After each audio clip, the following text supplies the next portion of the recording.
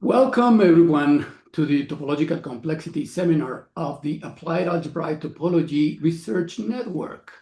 Today we welcome Jonathan Barmak, who is coming from the University of Buenos Aires to tell us about the high connectivity of random simplicial complexes and their topological complexity. So take it away, Jonathan. Okay, thank you very much, Jesus, for the introduction, and thank all the organizers for the invitation. So I will speak about a combinatorial notion, which implies a high connectivity, I mean in terms of homotopic groups in simplicial complexes. And then we will apply this to study random complexes. And in particular, we will say something about their topological complexity. So this is a joint work with Michael Farber. Well, so let me begin with the basics. Of course, a topological space is said to be R-connected if all the homotopic groups until degree R, they are trivial. And this is equivalent to saying that every map from a sphere of dimension at most R into X, they are null homotopic. Okay, so they are homotopic to a constant map. So let me begin already with this first version of this combinatorial notion. So we will say that the simplicial complex is R-conic if every time we have a subcomplex with at most R vertices, then this subcomplex is contained in a cone inside K, inside this complex K. And this is equivalent to saying that L is contained in the closed star of a vertex. So let's go to one example. So it's a very small example with just 5 vertices. And this has dimension 2. I claim that this complex is 3-conic. So we should check that every subcomplex with at most 3 vertices is contained in the star, the closed star of a vertex. So for instance, we could pick this complex here. So it has this orange complex. It's not connected. There is one isolated vertex right here, okay? And there is a one-dimensional simplex here. And I claim that this is, well, is contained in the star of this upper vertex right there, okay? So recall the closed star of a vertex is the subcomplex of all the simplices which contain the vertex and all the faces, okay? Well, and you can check that not just this one, but all the subcomplexes with at most 3 vertices, they are contained in the star of a vertex, okay? However, this complex is not 4-conic because, for instance, there is this subcomplex here, which has 4 vertices, and it's not contained in the star of any vertex. So this complex is 3-conic and it's not 4-conic. Fine? So this combinatorial notion is related to connectivity. Already you can see that 2-conicity implies connectivity in a very strong sense, because connectivity for a simplicial complex means that every time you have 2 different vertices, there is an edge path from one to the other, okay? A path in the one-dimensional skeleton. But here, if you have 2 different vertices, then themselves, they are a subcomplex with 2 vertices. So by 2-conicity, there must exist a vertex which contains these 2 in the star. So there is a very short path, okay, of length 2 or less between the 2 vertices. So 2-conicity implies that the one-dimensional skeleton has diameter 2 or less, okay? So it's something very strong. And we can take this to one other level in the dimension. So 4-conicity implies simple connectivity. Why is that? Well, we know 4-conicity implies 2-conicity, so the complex is connected. But now we should check that every continuous map from S1 into our complex is null homotopic.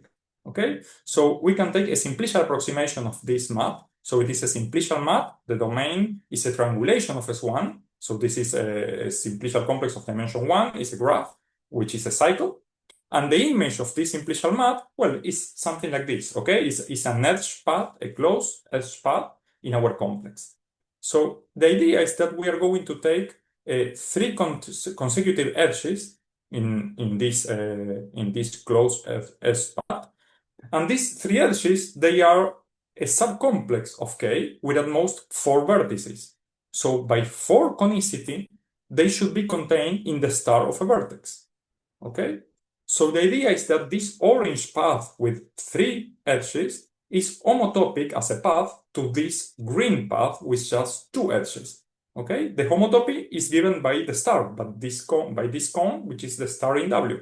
Okay, so the original cycle is homotopic to this shorter cycle, which has one fewer edge. Okay, so by an inductive argument, this shorter edge path will be null homotopic. Okay, and therefore the original one is null homotopic, and then the original map, which is homotopic to a simplicial approximation, is null homotopic. Okay, so this is the complete proof that for conicity implies simple connectivity. And in fact, we can take this further in dimension.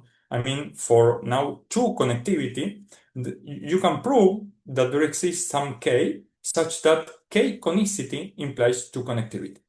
Okay, and in order to do this, you could try to use the same kind of argument that we just used. So we are using simplicial approximations, okay? And you have to work perhaps with some specific triangulations of S2. Okay, the triangulations of S2, they are not so easy to understand as the triangulations of S1. Okay, this is why the argument here is not so simple. But moreover, you can prove that for every R, there exists some degree of conicity, which implies R connectivity. Okay, so this is one way to prove this result with simplicial approximations, but there is an alternative which is based on ideas by Roy Meshulam and Matthew Cale. They proved originally, Meshulam, he proved this kind of result, but not for homotopic connectivity, but for homological connectivity. He only works with homology groups. And Matthew Cale, he takes the ideas of Meshulam, and he proved a result about homotopy groups, but only for clique complexes, okay, for flag complexes.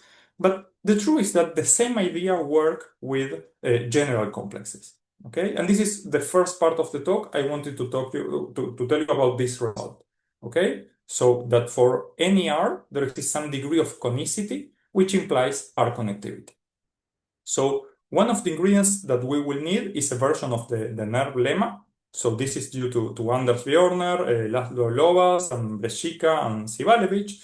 So here we have, as always, in these versions of the NERV lemma, some cover, in this case by subcomplexes. And the hypothesis is that every time you intersect some members of the cover, you get some degree of connectivity, which is lower if you intersect more members. Okay, and the conclusion of the lemma is that your complex is R-connected if and only if the nerve of the cover is R-connected. Okay, so this is the version that we are going to use.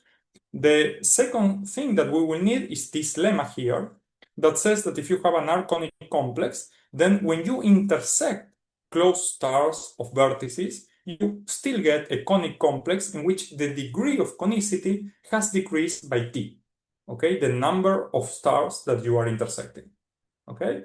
And it is not hard to prove this, but I will do it by using a new notion, okay? I believe it's a new notion, but in fact it is so natural that I wouldn't be surprised that this has appeared before in the literature. So it is this idea of amalgamated join. So what is the amalgamated join of 2 complexes, K and L? Well, it is a new simplicial complex whose simplices are those of K, those of L, and unions of simplices of K and of L, okay? So if you see this, perhaps you will think the first time, but this is the regular join. I mean, in the join, you do this, exactly this construction. But the difference is that for the regular join, you consider K and L to be disjoint. I mean, at the beginning, you take a disjoint copy, a copy of K, which is disjoint from L, and then you make this construction. But here we allow K and L to share some vertices, and this will be important for the definition. So let me go to a very easy example. So here K and L, they are 0-dimensional complexes with just 2 vertices. So if they do not share any vertex, we have something like this. So K is this red complex, L is this blue complex, and the join is, well, it's just a regular join because they are disjoint. So you have to join every red vertex with every blue vertex. So what you get is this square. So this is a triangulation of S1. However, if K and L, they share a vertex, so this one here is blue and red at the same time, so here you have to join every red with every blue vertex. So what you get is an empty triangle. So this is another triangulation of S1. A different thing happens if K and L, they are exactly the same. So they share both vertices. So here the join is just a one-dimensional simplex, so it has a completely different topology. Okay?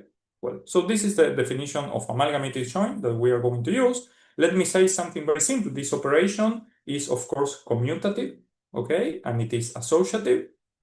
And some remarks that we can make are the following. So if we have a subcomplex of K and a vertex in K, then the amalgamated join, I mean, this is the amalgamated cone between this V and L, this will be a subcomplex of K if and only if L is contained in the star of V. Why is that? Because the new simplices which appear in this join, they are unions of simplices of L and V. Okay, and this will be simplices in K if and only if L is contained in the star of V. So these two things, they are equivalent. Okay, and with more generality, if we have now many vertices, then the amalgamated join of L and this zero-dimensional complex is a subcomplex of K if and only if L is contained in each of the stars. It's the same kind of argument that I just made. Okay, so we are going to use this remark in order to prove the lemma. Okay, so the lemma that we have up here, recall, we want to prove that this S, this intersection of stars, is R minus T conic. So by definition, we should take a subcomplex of S with at most R minus T vertices, and we want to prove that this is contained in the star of a vertex in S. Okay? So since L is contained in S, then our remark here says that the amalgamated join with the zero-dimensional complex, this will be a subcomplex of K. Okay, but what is the number of vertices in this amalgamated join? Well, it is at most T plus R minus T. Okay, so it is at most R. So by R conicity, this amalgamated join will be contained in the star of a vertex. But this, again, by the remark, says that then the amalgamated join, this triple amalgamated join, is a subcomplex of K. And then we use the remark, but in the opposite direction. So here we use the associativity, the commutativity of the amalgamated join to conclude that the amalgamated cone is contained in S. Okay, and again, we reverse the remark to say that L will be contained in the star of B inside S. And that's it. This is what we wanted to prove. So L indeed is contained in the star of a vertex. Okay, so we have proved the lemma. Are we fine? So we have these two ingredients, then the NER lemma and our new lemma. And we are going to use these two results to prove this result that I will say is from Meshulam and Cale, okay, but in this bigger context where K is any simplicial complex. And the result says that this combinatorial notion, 2R plus 2 conicity, implies R connectivity. Okay, so this is the K, the small k that we mentioned before. This degree of conicity implies connectivity. So we are going to use the NER lemma, so we should pick some particular cover of our complex K. This will be the cover given by all the closed stars of all the vertices. Then what I claim is that the NER of the cover is not just R connected, what we need in order to apply the NER lemma, but it is 2R connected. Why is that? Well, because it has complete 2R plus 1 skeleton. That means that every subset with at most 2R plus 2 vertices, this will be a simplex in the NER. So what does it mean to have a simplex? Well, you need to prove that the intersection of these members, of these T many vertices, for T vertices, the intersection of the stars, it has this degree of conicity. Okay? So we need to prove that this intersection is non-empty. Okay? In order to prove that the nerve has this complete skeleton, we need to prove that this intersection is non-empty. And in order to do that, we are going to use our lemma, because when we intersect T stars, then the degree of conicity has decreased by T. Okay? So this number is greater than or equal to 0, and this implies already non-emptiness. Okay? So since we know that all the simplices until dimension 2R plus 1, they are present in the NER, this already says that the first two are homotopic groups, they are trivial. Okay? Well, So we only need to check now that the other hypothesis of the Nerv lemma is satisfied. I mean, every time we intersect stars, okay, t many with t between 1 and r plus 1, then we have to prove that this intersection is r minus t plus 1 connected. Okay, so this is the statement of the Nerv lemma. But so we are going to divide this in two cases. The first one is trivial, is when t is equal to 1. Then we have just one star, which is contractible, so it has any degree of connectivity. And if t is greater than 2, greater than or equal to 2, then this number here is strictly smaller than r. So in order to prove that this intersection here has this degree of connectivity, we can use induction. Okay, we can try to prove that this complex has twice this number plus 2 of conicity. Okay, so we are doing induction. But we know by the lemma that when we have an intersection like this one here, so the degree of conicity has decreased by t. And this number here is greater than or equal to that number there. Okay, and that's it. Okay, so by induction, we know that this intersection is r minus t plus 1 connected, and that's it. Okay, so we have proved that the complex K is R connected. Good. So we have this theorem here. This is the first version of a result that I wanted to tell you about. But we want to apply this to random complexes. So let me say something about that. So there are many definitions, but in general, many constructions are as follows. So you begin with a set of cardinality n. So these are like n potential vertices. And we are going to build a complex in these vertices here. Okay, it's supported. So the vertex set is containing these n vertices there. And in fact, we want to define a probability measure, okay, in the set of all the complexes whose vertex set is contained there. Okay, and there are many different probabilities, many different models. So the graph model, well, this is just for constructing random graphs, so one-dimensional complexes. There are generalizations of these for any dimension, okay? And other models, they are the clique model. In fact, you begin with a random graph and you take the clique completion, the flag completion. And some models of different nature, there are these geometric models in which you begin with some random set of points in a Euclidean space, and then you construct the Viettori-Strips complex or the Czech complex. Okay, the thing for me with all these models, which are very useful, is that in each of them there are simplicial complexes which are built on this vertex set, which cannot appear. I mean, the probability they have is 0. Okay, only a proper subset of all the complexes have positive probability.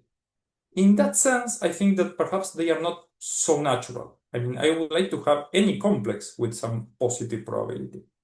And in this model here, the multiparametric model, this will happen. This is a generalization of all the models that we have here. Well, not the geometric models, but of the previous 4 that I have listed here.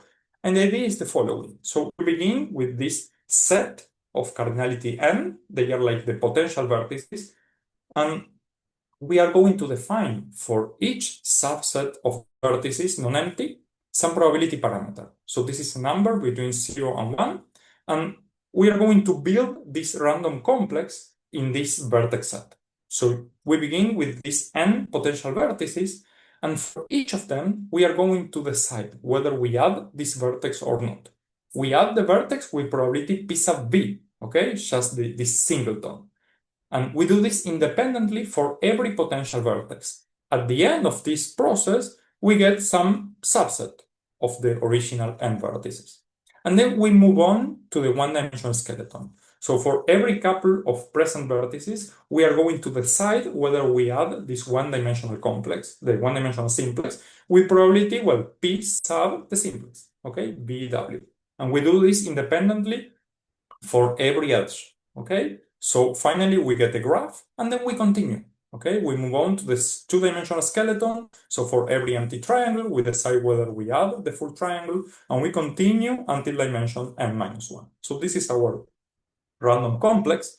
And in fact, it is not hard to give a concrete formula for the probability. I mean, if I give you a complex, then the probability of this particular complex, well, essentially will be the product of the probabilities of all the simplices. And then I have to take, well, the complement of the probabilities for the minimal non-phases, for the minimal subsets, okay, with the property that they are not simplices. This is the concrete formula for the probability. And so I told you that this multi-parametric model, it generalizes the graph, the d-dimensional models and the clique models. If you force some of the p sub sigma to be 0, 1, and you play with that, you will get all those models, okay? So this is very general, but the problem is that it is so general that it's very hard to prove anything here. So we need to put some restrictions to these probability parameters, and this is where this possible natural condition appears, the medial regime condition, which says that, well, all the probability parameters, they will be contained in a fixed interval AB, with A positive and B smaller than 1, okay? And it is important that A and B, they are independent on n, the number of vertices, because we are going to study now asymptotic properties of these random complexes, so we want this n to tend to infinity, okay? And this A and B, they will not depend on n, okay? So this is the model that we are going to work with, and I claim that we can already prove this result right here, okay? So the result says that if you fix some r, a non-negative integer, then the probability that your complex in the medial regime is r-connected, this probability tends to 1 when the number n of potential vertices goes to infinity. Okay, this is the notion of asymptotically almost surely. So the probability tends to 1 when n tends to infinity. So in general, it is very hard to deal with homotopy groups. We don't even have an algorithm to decide simple connectivity. Okay, we already have the word problem there, but here we want just one implication. I mean, we do have this combinatorial notion of 2r plus 2 conicity, and this is a sufficient condition for R connectivity. So this is what we are going to prove, that the probability that k is 2r plus 2 conic, this goes to 1 when n tends to infinity, okay? Okay, so there will be some formulas here, but the idea is more or less clear. So we want to estimate the probability that k is 2r plus 2 conic. So we have these obstructions. I mean, in the definition of conicity, we have all these complexes with at most 2r plus 2 vertices, which should be contained in stars of vertices. And so fix one L of that kind. So the vertex set is containing V and has at most this number of vertices. Let's pick a vertex which is not in L. So here is some computation for the conditional probability that L is contained in the star of B. Okay, assuming this is conditional probability that L is containing K. Okay, so how can we compute this? So perhaps I can do some drawing right here. So we know that L is already a part of our complex. Okay, and B is somewhere out of this complex L, and we want L to be contained in the star of B. So we need V to be part of the complex, and we need all these things, all these simplices, to be part of our complex. So all the simplices of L together with V. Okay? So by the definition of our probability, okay, this is conditional independence, we know that the probability of having L inside here, well, it will be the product of all the probability parameters. Well, the parameters, well, they go from V until all the simplices of L together with V. This is why we have this formula here. Okay? So this is by the definition of the medial regime, this multi-parametric model. But now we know that each of these probabilities is at least A. So recall A is this lower bound that appears in this interval in the medial regime. Okay? And here, what do we have? This is the number of simplices of L plus 1, because this is the number of factors that we have in this product. Okay? But now, what is the number of simplices in L? Well, since L has at most 2r plus 2 vertices, the number of simplices is at most 2 to the 2r plus 2, minus 1, okay? The empty set is not there. So we have this bound, okay? Recall A is smaller than 1, so we have this bound right here. Okay, so we have this lower bound for this conditional probability. Now the complement, well, the probability that L is not here, okay, given that L is in K, is the complement, okay? So we have this other bound. But now, so suppose that this obstruction L to 2r plus 2 conicity is fixed, but the V is not fixed. Okay, so here we have an estimation for the probability that L is not in the star of V for any vertex which is not in L. So not just for one vertex like we have here, okay, but we have any other vertex, and we want that L is not contained in this star, nor in this star, nor in this star. Okay, but the thing is that the simplices which have appeared in this formula here and the simplices which appear in this star there, they are all different, okay? There is no overlapping. All these simplices, they are different. And therefore, again, by conditional independence, we will have that this probability is the product of all these probabilities. And the number of factors, well, is at least this number, because these are all the vertices which are not in L. And L has at most 2r plus 2 vertices. Okay, so we have this upper bound. And this thing here is just, I have removed this condition of B not being in L. So B can be any vertex, it could be in L. So this is less likely, okay? The probability is still smaller, so we have the same probability that we had before, okay? The same bound. So we are ready now to compute or to estimate the probability that K is not 2r plus 2 conic. So not being 2r plus 2 conic means that there is an obstruction L to 2r plus 2 conicity which fails, which is not contained in any star. Okay, so this event here is in fact a union of events. Okay, the union over all the fails for L. Okay, over L. So this is a union, and therefore we have that the probability of a union is at most the sum of the probabilities. So this is the probability, okay, that L fails, and the index set is all the subcomplexes supported in this V with at most 2r plus 2 vertices. Okay, and this probability here, well, of course, is bounded by the conditional probability. So we have the same bound that we just compute. And these two factors which appear here, they are just a very bad upper bound for the number of subcomplexes of complexes supported in B with at most 2r plus 2 vertices. Here we are choosing the vertex set, okay? There will be very many repetitions here. And here, well, among all the possible simplices that we could have in this simplicial complex, well, we have to choose which of those we keep. This is why we have this double exponential here. Okay?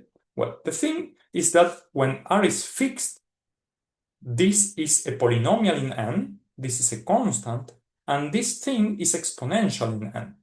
Well, where the base is now a number which is smaller than 1. Okay, so this product, it tends to 0 when N tends to infinity. So this is a proof. Okay, so we have this proof that the probability of having our complex are connected tends to 1. Okay, so are we cool? So let me remove these things. So even if in this proof we have used that R is fixed, okay, in order to say that this tends to 0, we could have that R, if R it grows but very slowly, okay, as a function of N, we will still have the same kind of argument. This will still tend to 0, okay? And concretely, what you can prove is that if R is of this kind, is a function, this double logarithm, you will still have that this function grows so slowly, okay, it's not constant, but grows so slowly with N that, sorry, you will still have that this tends to 0, okay? So with this computation, you can prove that the complex will have this degree of connectivity, at least, asymptotically almost sure. Okay?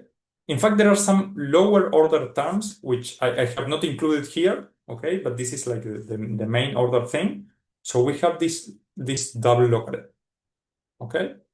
Now, there is a previous result by Michael Farber and Louis Smith, in which they prove that in the same hypothesis, in this medial regime hypothesis, the dimension of K has this upper bound. So it's again a double logarithm, but here we have base 2 and here we have base 4. Okay, so why is this important? Okay, these two things. Well, we have the usual bound for the category. Okay, this is the normalized, the reduced category. This is the Grossman bound. So here we have the dimension of K, and this is how connected this complex is, what we just estimate. And so once again, these two things, they are the lower order things, they are missing here. But what we have is that this number, okay, is half of this number that we have here. So this quotient, well, it approaches from upstairs. So it is decreasing, but it approaches to 2. So asymptotically, we will have that the category is an integer number. It will be smaller than or equal to 2, asymptotically almost sure. Okay, so the category is very small.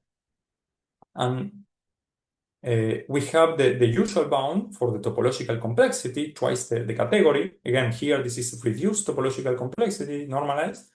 So we have that the complexity is at most 4, asymptotically almost sure. Okay, so the complexity is very small in these random complexes when the number of vertices tends to infinity. Okay, so this result looks very good. This appeared first in a survey by Michael Farber. So this result here, this bound of 4. But then the thing is that in the same paper, Michael Farber and Louis Smith, they prove that under some extra hypothesis, they have that all these parameters, they depend only on the dimension. Okay, so it's not the general case of the medial regime, but it's something pretty general. They have that not now the homotopy groups, but the homology groups with rational coefficients, they are trivial until this degree. And again, there are some lower order terms which are missing here. I mean, I have put the same thing for the dimension as for the connectivity. It's not that this is contractible or a wedge of spheres. There is some range, okay, between this homological connectivity and the dimension, but this is very small in comparison to the dimension. Okay, this quotient is very small. So the thing is that if we had the same kind of result, but for integer homology, for integer coefficients, I mean, if we had that there is no torsion in homology, asymptotically almost surely, then we would have this kind of bound for the connectivity of homotopy groups. So this is much better than the bound that we have here. Okay, so we have the 2 instead of the 4. And in that case, this quotient will be smaller than or equal to 1, and we will have a bound of 2 for the topological complexity.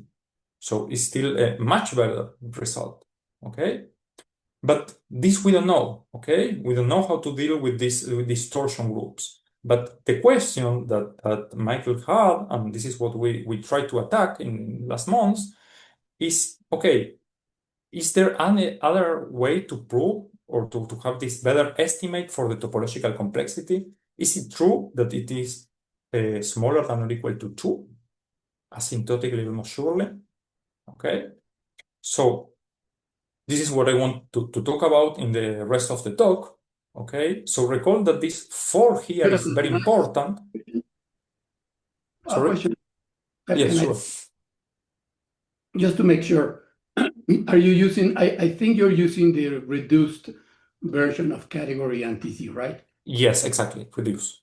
So just essentially you're saying that with high probability, these random complexes are suspensions because the dimension is roughly twice the connectivity.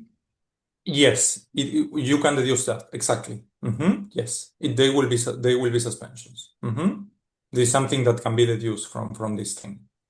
And then if I'm a little bit confused, so you show that the category of these complexes is at most 2, but if they are, say, they are suspensions, the category is 1 in the reduced setting. Yes, exactly. I mean, sorry. Up to now, what I have said now, we only have that the category is smaller than or equal to 2. Okay, and that doesn't mean that it is a suspension. I mean, if we get, and this is what I will speak in the rest of the talk, if we get this bound, the reduced category is smaller than or equal to 1, then you have that it is a suspension. Okay, it will coincide with the strong category, okay, because of something with the dimension, and then it will be a suspension. But up to this point, this 2 here is not enough to conclude that this is a suspension. Okay. Okay, thank you. Okay. So this is what we will try to prove. I mean, let's go to this question then. So recall, this is a proof that we have already seen. Okay, so here appear this important number. This was the number of simplices in these obstructions to 2r plus 2 conicity. And the number of simplices there was at most this number. And this number is 4 to the r plus 1. And this 4, which appears here, this is the 4 that appears in this logarithm. Okay? You have to trust me, it's a delicate computation, but this is the 4 that appears here. So the number of simplices in these obstructions, this turns to be very important. Okay? So the first question would be, okay, can we relax this notion of conicity, of 2r plus 2 conicity, in order to still have this result that there is a combinatorial notion which implies R connectivity? I should say that the result of Meshulam and Kale, but in the general case, this is sharp in the sense that 2r plus 1 conicity does not imply R connectivity. Okay, a cross polytope already is a counterexample. But perhaps we can change this notion of conicity to have a different kind of result. Okay, so this is the first idea. The other thing, and again, this is a slide that we have already seen, we have the 2 ingredients, the NER lemma and the lemma, and this is the proof that 2r plus 2 conicity implies a connectivity. But if you pay attention, in this proof of this theorem, we don't really care about the notion of conicity. What is important about this notion is the lemma, that when you intersect closed stars, then the degree of conicity has decreased, okay, in t or t minus 1. And this is what we use in order to be able to apply the NER lemma by using this induction argument. That's all, okay? So we need a notion that when we intersect stars, we have a lower degree of the same notion. So this is the idea that we have, and we turn the lemma into a definition, okay, in order to fit this idea. So we will say that the complex K is R narrow if every time you intersect stars of vertices in K, what you get is something which is again narrow, okay? And the degree of narrowness has decreased by t minus 1. Okay, so first I want to observe that this is a legal definition. It's good, it's okay, in the sense that t is greater than or equal to 2. So this number here is strictly smaller than r. So this is a recursive definition. It's an inductive definition. Okay, but well, it's not very concrete. I mean, if you want to prove that a particular complex is, say, 5 narrow, you need to understand what it means to be 4 narrow, 3 narrow, and so on. Okay, so this is the definition, it's okay. And what I claim is that in this theorem, instead of having here 2r plus 2 conicity, we can just have R narrow, okay? And I claim that R narrow implies R connected.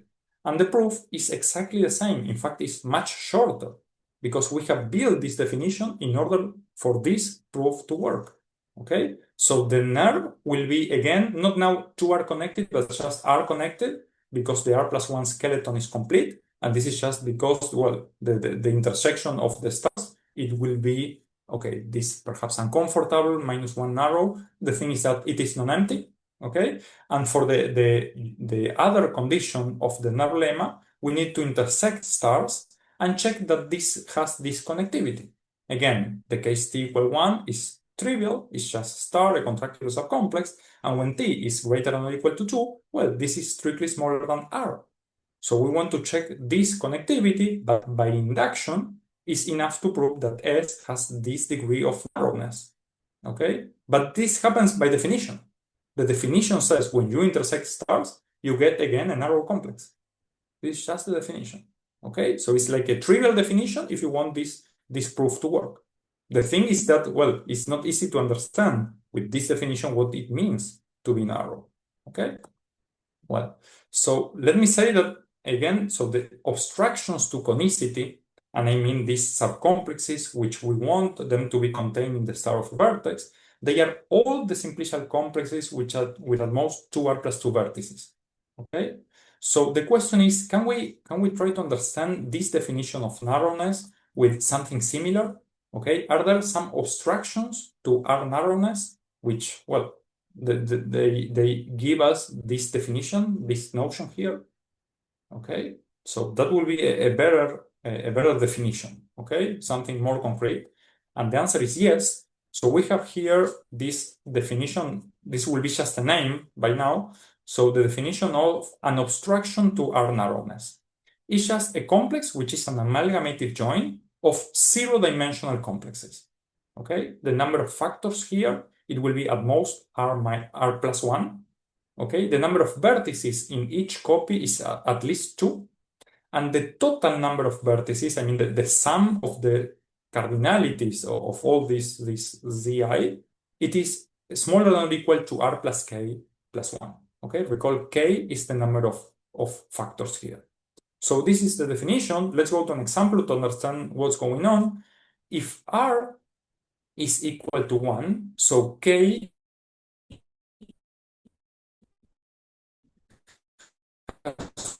to be smaller than or equal to 2. So it's 1, then here what do we have? If k is equal to 1, then the n1 has to be smaller than or equal to, so R is 1, k is 1, so it has to be smaller than or equal to 3. Okay, so n1 has to be 2 or 3. Recall it has to be bigger than 2, at least 2. Okay, so it has two possibilities. It is this zero-dimensional complex with 2 vertices, or this zero-dimensional complex with 3 vertices.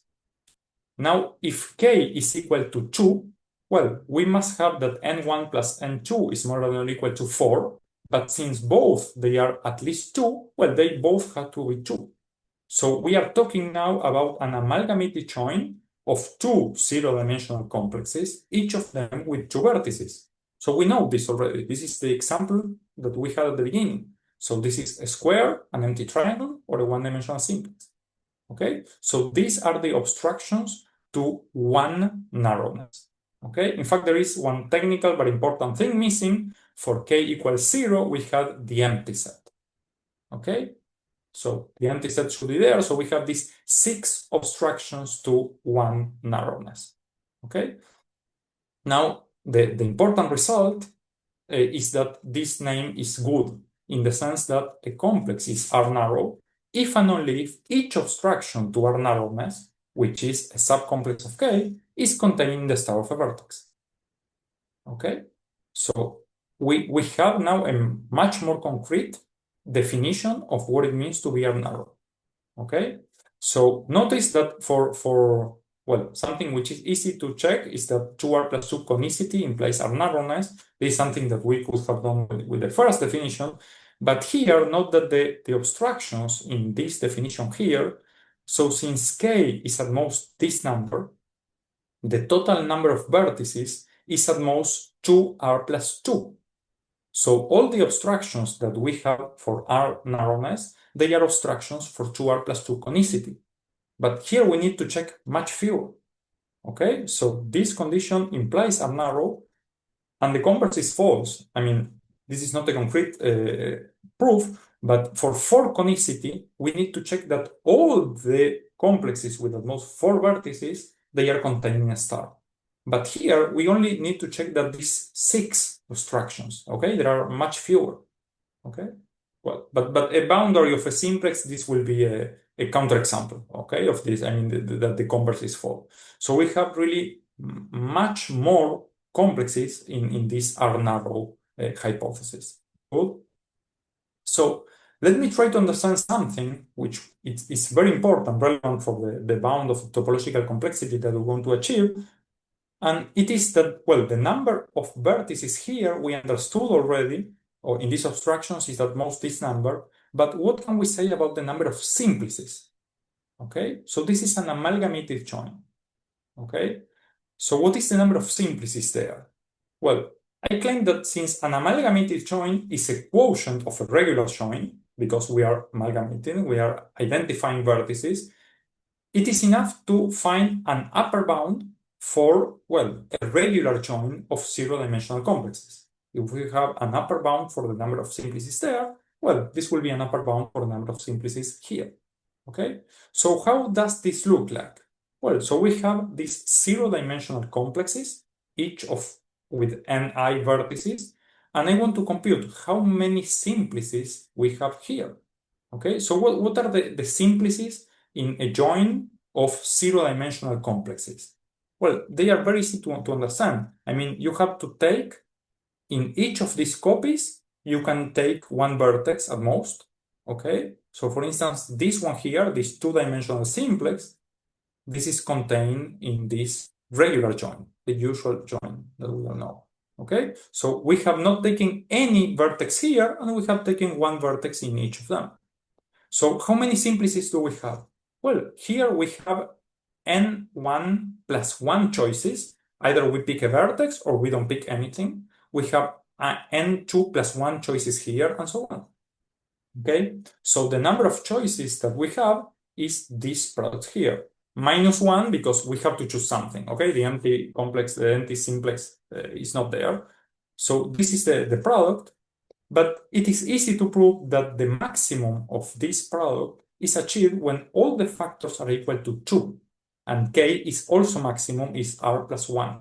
So in that case, we have this bound here, and the important thing is that in these abstractions, the number of simplices is not 4 to the r plus 1, is 3 to the r plus 1 now. Okay, so this is very different. And when we try now, well, we have the same result that we had before, okay, but now the logarithm is with base 3, okay, because of this bound that we have here. And then we can compute, again, the upper bound for the category. It will be now this quotient, I mean, in the limit is this quotient, which is just the logarithm of 3 in base 2, which is strictly smaller than 2. Okay, and well, the category being an integer, it should be smaller than or equal to 1. So k is a suspension, and because also of the dimension that we have, and the topological complexity is smaller than or equal to 2. Okay, so this is a result that we wanted to achieve. So this could be done with this new notion of narrowness. In fact, in our paper, still not in archive, but hopefully very soon, in our paper with Michael Farber, we try it's a slightly different approach. Okay, we don't speak there about our narrow complexes, but a property which is more direct. This is a bit more general, but for this result, we don't need to work with this general property. But there is a whole second part in the paper with a completely different kind of techniques that deals with the other inequality. Okay, so the complexity is smaller than or equal to 2. Okay, but the question is, can we prove that it is exactly 2, asymptotically almost surely? Okay, so this is the next question, and I will spend, by a matter of time, only 5 minutes talking about this, and this will be the end. So what can we say about the other thing? Okay, the other complexity. So here we spoke something about the category being 1 or not, what it means. So recall topological complexity smaller than or equal to 1 means that the complex is either contractible or homotopy equivalent to an odd dimensional sphere. Okay, so we want to prove that this doesn't happen, that K doesn't have that homotopical, okay, asymptotically almost surely. But this is not so easy to prove, okay, so we had to sacrifice two things. The first one is that we are not going to work with the whole hypothesis of the medial regime hypothesis.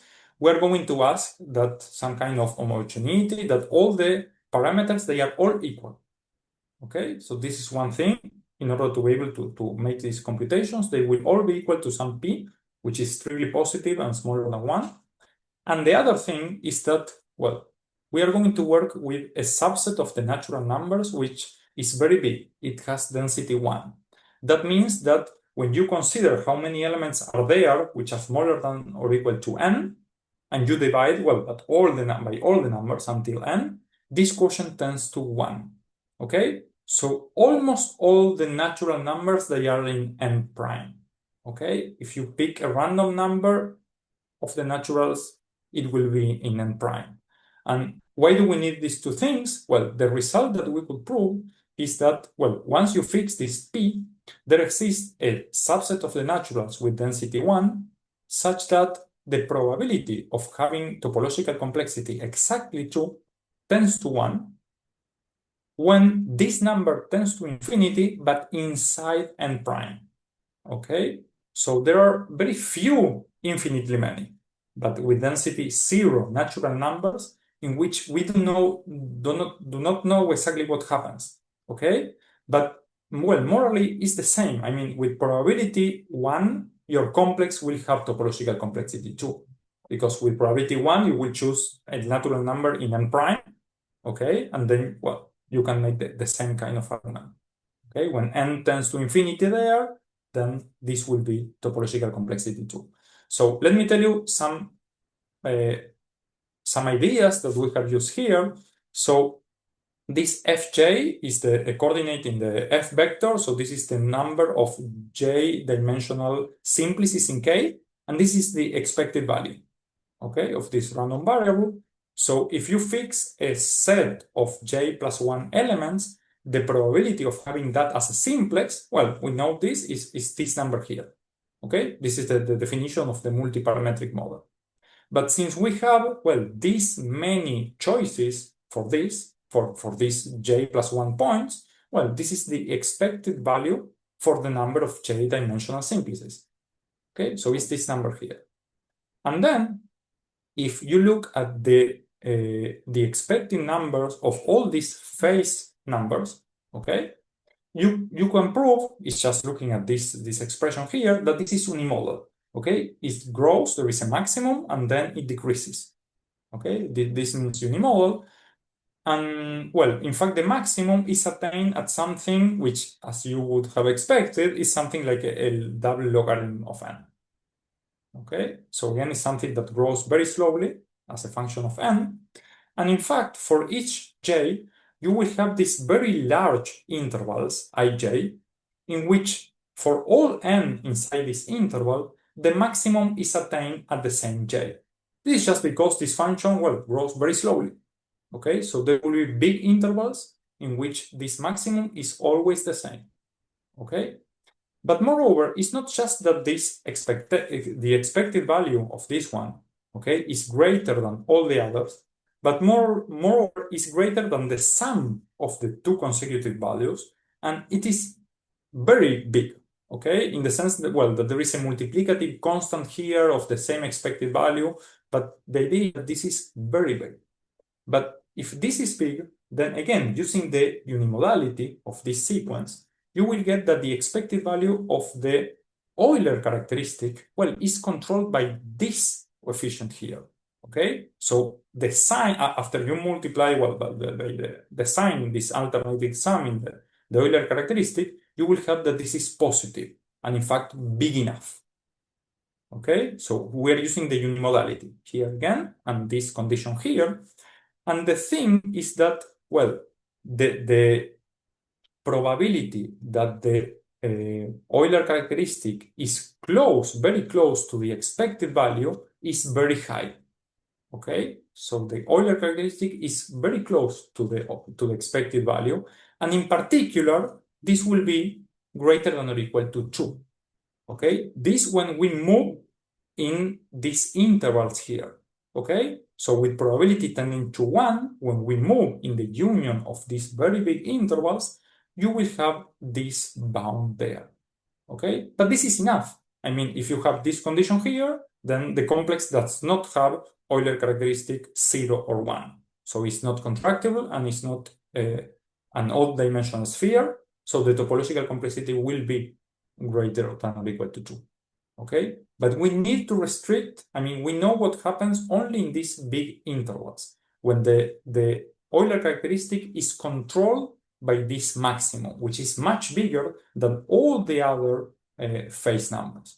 Okay, the thing is that when we are between two of these intervals, then this domination, okay, it shifts from one j into the other. Okay, so there it is not so clear. I mean, when we compute the Euler characteristic, it could be 0. It could be 0 or 1. Okay, so there we don't know what happens. Okay, and this is why we only get this result. So this partial inequality in the other direction. Okay, well, that's it. That's all I wanted to say. Okay, thank you very much. Please, everyone, join me thanking the speaker. So let's see. If anybody has comments or questions, please go ahead.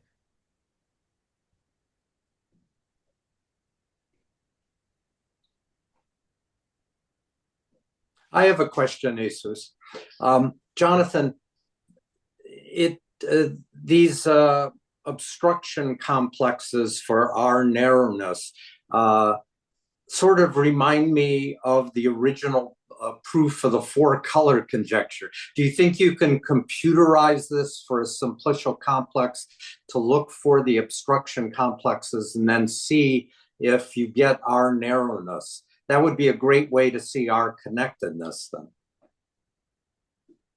Okay, so you say about the computability given a concrete complex, if it's easy to detect all these obstructions to our narrowness. Yeah.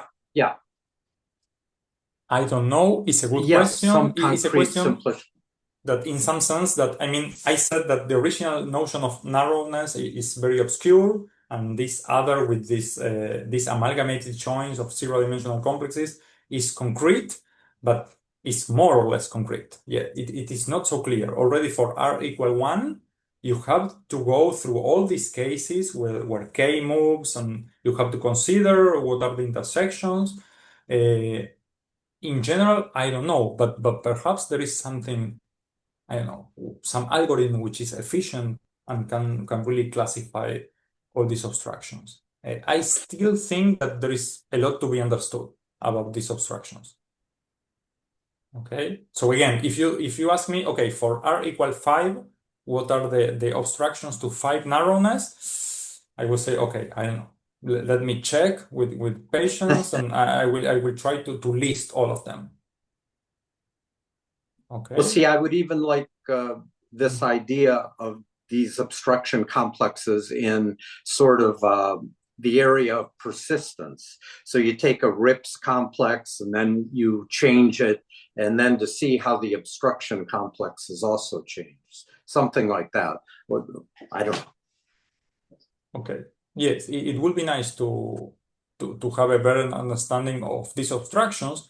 Let me say that I have not mentioned this, but in the final version of our paper with Michael Farber, so this notion will not appear, so we are dealing with something intermediate. So it's a notion which is more strict than this condition of being R narrow, but it is more relaxed than being 2R plus 2 conic. Okay, and that condition is really easy to check. Okay, the condition, I will tell you, is just the obstructions, they are having at most 2R plus 2 vertices and having at most 3 to the R plus 1 minus 1 simplices. So you already say, I care about the total number of simplices. And that condition gives you a new definition which is between, and it is enough to prove everything that I have said today. Okay, so it is not needed to work with narrow complexes. With this intermediate definition, it is enough. And that is much more computable. But well, you have to check with more abstractions. Okay, our narrowness gives you fewer things, but harder to be understood. Okay, thanks. Okay. Any other questions? So, Jonathan, George, hi. thank you for a beautiful lecture. I really enjoyed.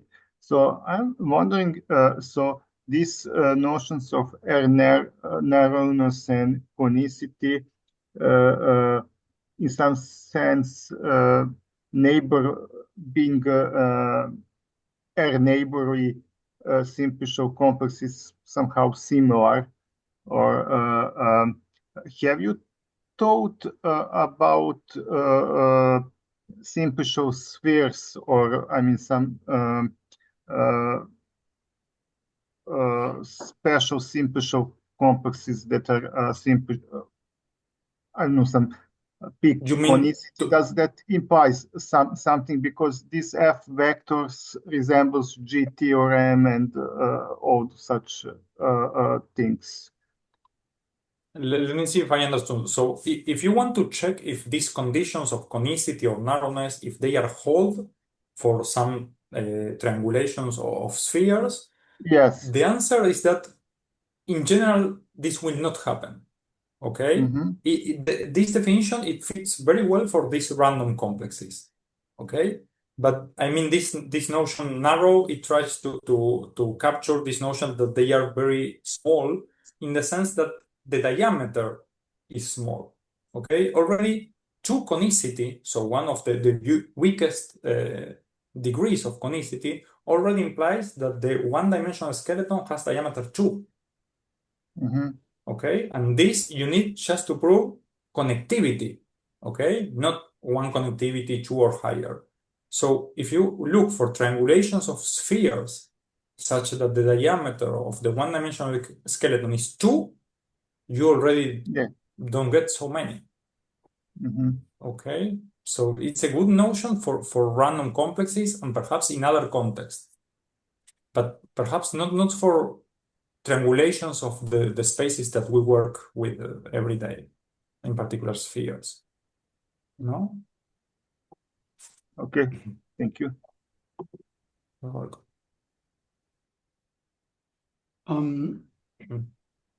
I have a couple of questions. Sure. So in this very last result, you're assuming, well, you're proving then that with what high probability these random complexes are not contractible because they have positive, they have TZ equals 2. But if I understood well, you're assuming that all the probability parameters are the same, right? Yes. You expect that if you relax that condition, being that all the probability parameters being the same, you could say, for instance, be able to prove or expect to prove that, or expect to happen that with high probability, these complexes, these random complexes are actually contractible or even collapsible. Sorry. So if you change, I thought you were going to say that if the same result holds, okay, but changing this first thing of this homogeneity. So that I would have answered for that question, but I think it does. I mean, already for the medial regime, even if you don't ask the P sigma to be or equal, so probably that is not needed. The thing with density 1 that I don't know.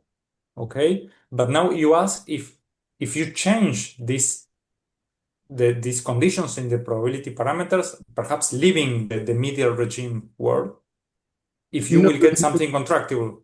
Not necessarily leaving the medial regime, not insisting on all the parameters being the same. Okay, I don't know.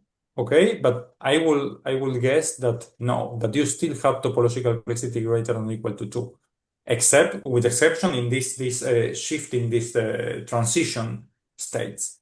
when you switch from one interval to the other. But still, probably in these big intervals, you will still have topological complexity greater than or equal to 2. It's a guess. I mean, for the computations, we do use that all the probabilities are the same. Probably the computation is just harder, and you have to pay more attention to the bounds. But I would guess that hypothesis is not really needed. In order to have contractibility, probably you will need that to leave the medial regime conditions. You need all these probabilities to, I don't know, or either to go to 0 or to 1 very fast, or something like that. Again, it's just a guess. And my other question is very naive. It's so essentially what allows you to prove these results is this concept of narrowness. And narrowness implies connectivity in the same range. I was wondering, and this might be related to previous questions, if there is any example of a highly connected simplicial complex which is not narrow, correspondingly narrow. Yes, that's for sure, but let me... yes, already, if you take 3, I mean, just 3 one-dimensional simplices, there is a very silly example. So sorry, it's very simple, but this it shows the problem with this diameter. So you have this triangulation of the interval. The diameter is 3. Okay, 1, 2 is 3. So this is not even 2 conic.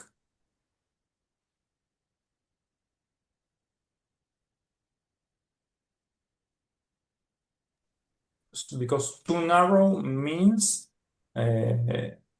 so in the obstructions to narrowness, I believe you have this complex with just two vertices, and here you have that this obstruction, so this complex F is not contained in the star of any vertex.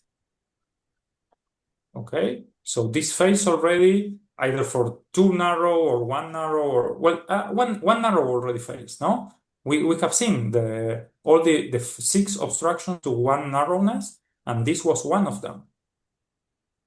Okay, so this fails here. So you have this very simple contractible space, and it is not 1 narrow.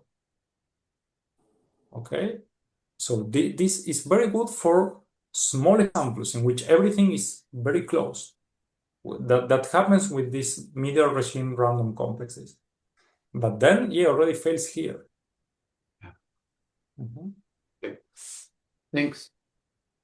You're welcome. Any further questions? Well, if not, thank you very much, Jonathan, for this wonderful talk. Thank you.